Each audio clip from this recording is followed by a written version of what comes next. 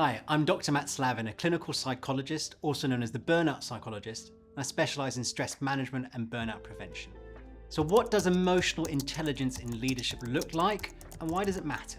Emotional intelligence is often described as a leader's ability to recognise, understand, and manage both their own emotions and the emotions of those around them. While it might sound abstract, emotional intelligence shows up in concrete ways that's going to make or break the effectiveness of a team. And in this video, I want to break down what emotional intelligence in leadership looks like and offer some real-world examples of each component. The first component is self-awareness. Self-awareness in this sense is the foundational component of emotional intelligence. It involves understanding your own strengths, weaknesses, values, and your emotional triggers. And leaders who are self-aware can recognize when stress or frustration is creeping up as it's bubbling, and they understand how their mood might affect others. A self-aware leader will own up to errors or oversights. For instance, if you realize you set an unrealistic project deadline, you might openly acknowledge your miscalculation, share it with the team, and talk about it and make plans, adjust things. They're also going to recognize stress. So suppose a leader notices they're getting irritated during a team meeting. Instead of snapping at team members, they step back and they reflect. They may say something like, look, I can only speak for myself here, but I'm finding this really frustrating. Let's all take a 5-minute breather. Let's come back in a moment. Why it matters is that leaders who are self-aware, they create an environment where learning and honesty, they're valued. That's going to reduce defensiveness. It's going to open dialogue. It's going to get the best out of your team. The second core component is self-management. So self-management builds on self-awareness. So once you know what you're feeling, can you regulate those emotions constructively?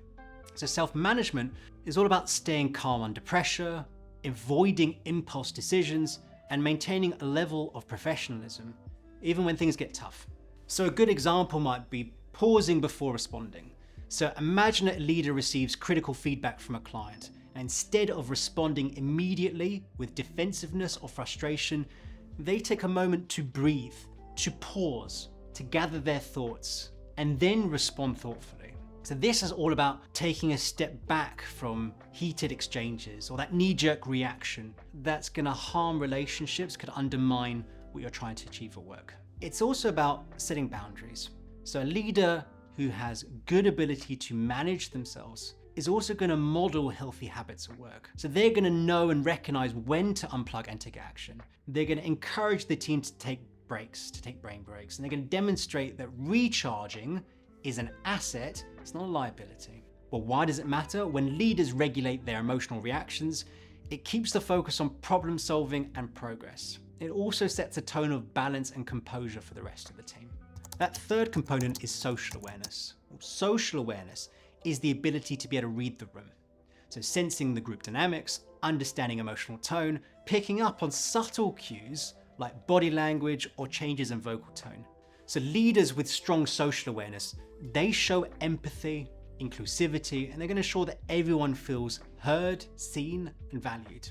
So for example, during a team meeting, a socially aware leader might notice two people exchanging tense glances whenever workload distribution is mentioned. Now, rather than ignore it, that leader's going to check in privately afterwards. Again, approaching with curiosity and compassion, albeit boundary, there is a job to do. That kind of approach can prevent misunderstandings from festering and also can help prevent issues from arising in the long term.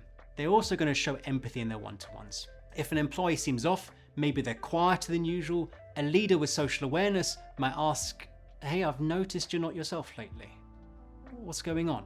Sometimes that small act of empathy is enough for a team member to open up about their stresses that could otherwise derail performance. It fosters trust because team members feel genuinely seen and supported. It's also about relationship management. Relationship management is where all the previous elements come together.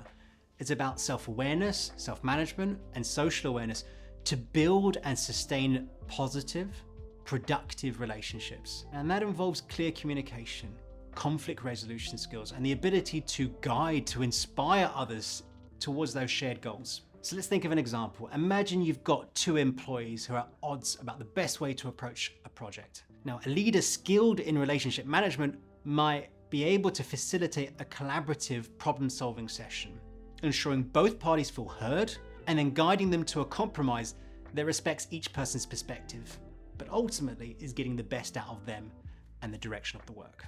Investing in emotional intelligence isn't just a one-time fix. It is a continuous practice. But when it's done right, it pays dividends in the long term by creating a culture that's collaborative, resilient, and is prepared to meet challenges head-on without sacrificing the humanity and the well-being of its people.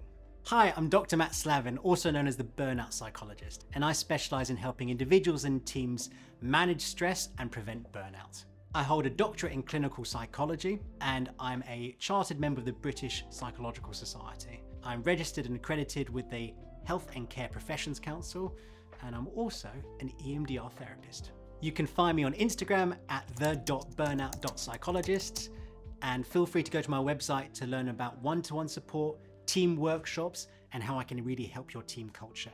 And that's theburnouttpsych.com. I just spent the day filming with Mindfriend. Stay tuned for all our content.